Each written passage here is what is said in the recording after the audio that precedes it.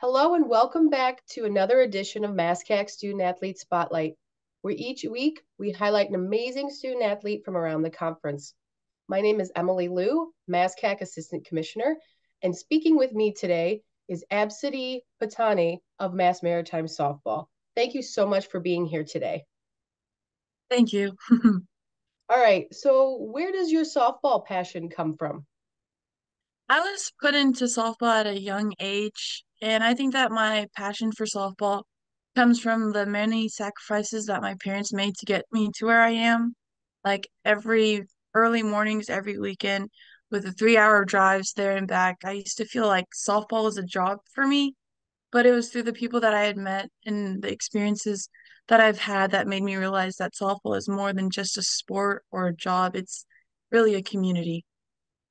Well, that's awesome. Yeah. Wow, 3 hours. That's crazy. Yeah. All right, It's so far. It's far. yeah, no, I trust me. That is definitely something you have to love in order to make that trip. So, all right, so you are from California, which I'm sure you're loving Yes. this weather we're having right now. Um, how did you end up in Buzzards Bay, Massachusetts? So my dad had found this school and he had told me about it and I was interested and I did my research on it and I love that this school sets you up for a great future. There's really no room for distractions or failure here. It's really hard to fail here because everyone builds you up from your lowest. And we all make a huge sacrifice by coming to a school like this, but it's well worth it in the end because when you look back at the outcome, or when you look at your outcome and you look at back at like where you've came from, I think it's a great school, so I'm glad to be here. All right. Well, you are only in your second year at Mass Maritime, and Yeah. you have already cemented your status in MASCAC history and also Mass Maritime history on the softball field. You know, you were the MASCAC Player and Rookie of the Year last year. You won NFCA honors. Can you just talk about what that success means to you? I think it's a great honor and I've had a lot of people reach out to me congratulating me. But to me, I think that like for my success was the growth that me and my teammates had. I think that my proudest accomplishment last year was making history with my teammates. You know, in the past years, Mass Maritime softball hasn't really like made the papers like we did last year, and not a lot of people can say that they've broke rush records as a team. And the awards that I received are nice, and I'm nothing but grateful for achieving them. But having to play alongside a great group of girls is like my favorite thing in the world. Every practice, every game, like we're it's just a family over here, and I think that's my greatest accomplishment. That's awesome. We love to hear that. And I know you're young in your collegiate career, but I'm sure once you're done with school and on to whatever is next, you know, these friendships are gonna stick with you forever. Yeah, for sure. They definitely will. All right, so obviously Mass Maritime is a very unique school. The number of degree offerings is, you know, more specific than other schools. Can you talk about your degree path and what you're hoping to achieve with that line of study when you are done with school? Yeah, so I study in marine engineering and it's there's two licensed majors at our school. There's marine engineering and then there's marine transportation. And through the school, we go on sea term as like freshman year, sophomore year, and then your junior year we commercial ship, and then senior year you go back on sea term, but you're more in charge of things. And so I hope to achieve a good paying job that allows me to give back to my parents and my family and to be able to be stable. And I know that I can achieve this with this major because at this school, you're put in through rigorous classes and like classes that will only set you up for your like that mold your mind into the ways of like being a marine engineer. So I think that like this career path is best for me because I've always wanted something challenging, and this is definitely a major that will challenge you and put you at your lowest sometimes, but it's we all as as like a major, I'd like to say that the other kids that are in my major, we all help each other out. We always like, hey, are you studying for this or stuff like that? It's not always just like you're on your own. You always have resources here at this school. So I think that's what's great about this school too. I know this is early on because you are only in your second year, but do you think you would stay on the East Coast? I mean, you're from a state that also has an ocean. If you're wanting to do marine engineering, what do you have any idea? I am not sure I want to stay on the East Coast. I think um I've thought about this like for a while now just because I I've only grown up on the West Coast. I've grown up in California my whole life, and then coming here for was the big change, and it was weird. But I'm not really sure. I wouldn't mind staying on the East Coast, but I remember coming into school, I was like, yeah, I'm going back home. The moment I graduate, I'm going back to California. I am not staying in this cold weather, but I've definitely opened my eyes to staying in the East Coast. All right. Well, you do have some time to think about it. So no decision needs to be made now, but if you're going dependent on weather, California would be my vote too. Yeah. All right. So I have to ask, you have a very unique first name. So can you share any interesting background on where your name originated? So it's a funny story. So my dad named me, and he's named, I think, almost all my siblings, except for my older sister. But he's always given us all like very unique names. And um, we were in, I think they told me this story. They were in a nursery trying to figure out the names and stuff like that. And there's like banners along the walls that have the alphabet. So it's like A, B, C, D, E, which is my name, and then all the way to Z, obviously.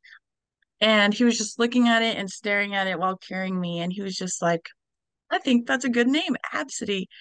And that's how my name came to be. And my mom thought he was crazy. Like, she, everybody thinks that like my dad's crazy for naming me or like was going crazy in the moment where he came up with that name. But it definitely has molded me to who I am today because a lot of people don't forget me because of my name, obviously.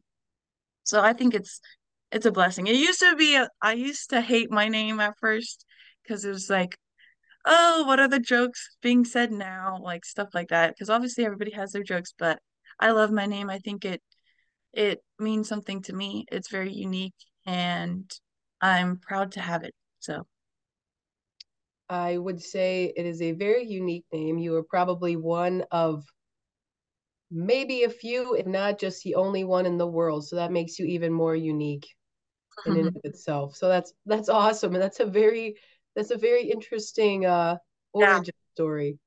So shout out to the nursery and the hospital where you were born for yes. inspiring your name. All right. So throughout this year, we're celebrating the 50th anniversary of Division Three. What is something you want those that are watching to know about your D3 experience? I'd like people to know that through my D3 experience, I have had the honor to meet some of the greatest people I will know in my life. My coaches, like Coach Griff, Coach Kiana, Coach Laura, Laura, my teammates, Joe Malcolm, and even all our athletic staff. They all believe in me when I can't believe in myself, and they push me to be a better version of myself.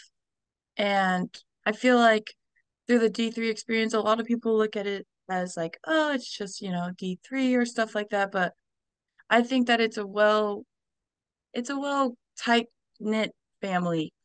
Even though like it's I don't know how to explain it, but I think that my D3 experience has helped me and it definitely has put my name out there.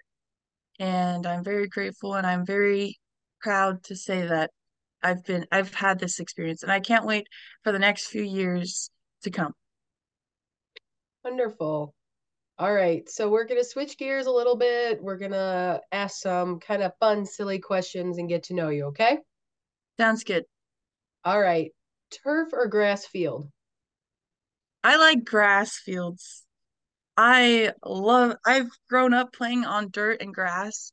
So it's like I'm very used to it, but our school is turf, so it was like hard to adjust. But I think it's just because I like the hops off of the Mm, dirt better than the turf because it like on the turf it's like you have to it bounces. I don't know how to explain it, but like it's a different bounce than it is on dirt. So I'd say grass. Yeah, you're at third base, so there's no, you don't have the variations in the ground that you would on turfs, and it could come Yeah. at you faster at third if And it's that way. turf burns hurt so bad. I have to say that because you don't get really cut by the grass. Turf burns, they, oh my gosh, they're painful. They are painful. All right, any pregame rituals or superstitions? Um, yes, so I always put my left cleat on before my right cleat on. Throughout the day, I listen to like worship music. It may sound weird, but like I listen to worship music or like just look at like word like scriptures of the day just to like get my mindset ready. And then I sometimes call my dad like because he always like has a speech before the game and stuff like that. And yeah, that's really much it. And I need music. I I really need music. Like for me, my I'm at my best when I'm like thinking of music or just hearing music or even like if you watch some of our tapes, Joe Malkin, our media person, he always plays music at our games and I'm always just feeling it. It makes me more loose. So music is a big thing for me. All right. Favorite brand of glove? Um, I don't I don't even know my glove brand. That's so bad. I um Well, how about I this? How about we change it? We can do favorite brand of bat. That might oh be easier. I will say that I love Easton Ghost bats. They are my favorite bats. I've loved it ever since they came out. I remember I went to a big tournament once in California and they were like showing it off. They're like, "Oh, like these are ghost bats. These are new and blah blah blah." And so the moment I hit the ball off the tee with that ghost bat, I knew I had to have a ghost bat. So I've been a day one fan. I love ghost bats. All right. Favorite thing about Mass Maritime? Um, I'd say I'd say my friends. I'd say my friends. I really love my friends. I think that coming here from the West Coast, I really didn't think I would ha make a good group of friends because I had left a really group of friends in high school, and I was really close with them. But then coming here, I was like, oh, I'm probably not gonna meet people that I get along with or people that get me and stuff like that. And I was like one of my biggest fears because like I love meeting people. I love getting to show people who I am and stuff like that. So it was just like it was a big scare. And then when I met like these great group of friends, I was like, oh, this is my family. This is what they make this school feel like home. Like being so far away from home, it's very hard to you know, I don't know how to say it, but like it's very hard being so far away from home because you don't really get to see your family. You can't really call them because of time difference and stuff like that. So I think that my friends have made this school a lot better for me than anything else. All But right. Last one. Mass Maritime, blue, white, or gold? Which one's your favorite? I'd say blue. Blue is my favorite color, so I'd say blue. I'd say blue.